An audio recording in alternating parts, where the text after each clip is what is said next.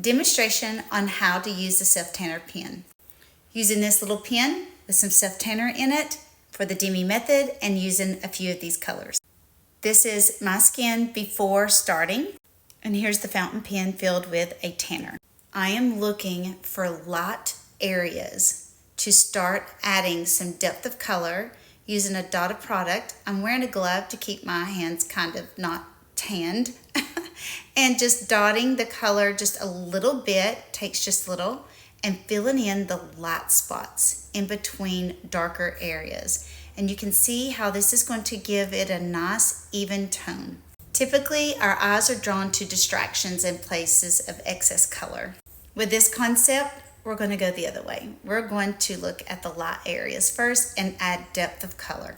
On my account, you have seen me use bronzer and contour, or even the Demi sculpts for this process, but this is using a self-tanner, which will last about 3 days with normal skincare and even exfoliating skincare. You can get longer results in between, just doing like a 5-minute touch-up at the night before. I find focusing on the under eyes first with this technique is very beneficial because it's such delicate skin and there's not going to be any creasing whatsoever. And you just saw me use it for my eyeshadow. Also, I love using it around my nose. It's really difficult to use any kind of contour or foundation around my nose. It's very textured.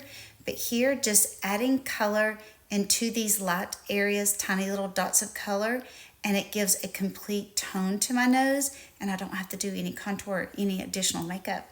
I like to use it in different areas to change the levels and the up and down ridges that catch light to help balance and eliminate the contrast between light and dark.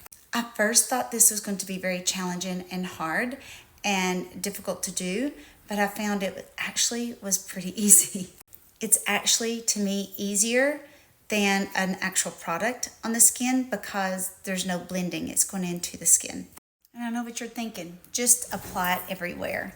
And if we did apply it everywhere, then we're going to end up back to square one. The dark is going to get darker. I'm really trying to dodge and burn areas, dodging the dark and burning the light, which is a photography technique for editing photos. On this side of my face, I have more distractions, a little more sun damage, and I thought it was going to be more time consuming when actually it was the reverse. It's so much easier to do because it was very easy to find the light spots. I also found doing this technique smooths out texture, making it more even and less up and down. Now, if you have areas, I have a few places on my forehead, they're not really a big contrast, so you can be more loose with it.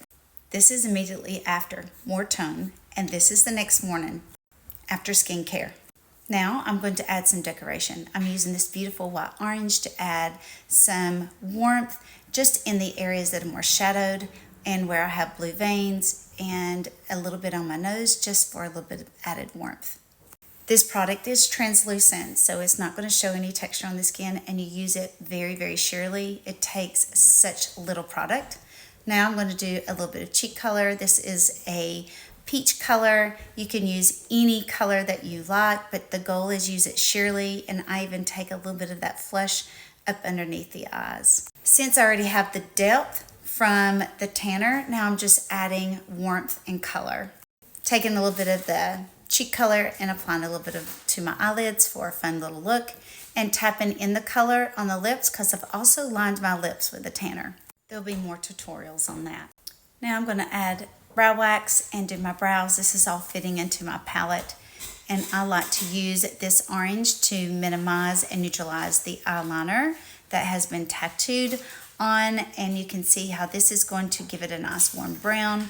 And then shaping my brows, a little bit of contour color used to fill in my brows, and now we're going to focus on the little distractions.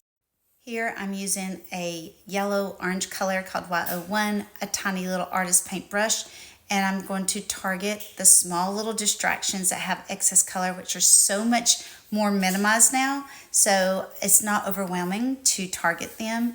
And that's also going to cause you to use very little product, so there's nothing going to be seen on the skin. It's going to be completely undetectable, and it's not going to shift and move because there's such little product on the skin.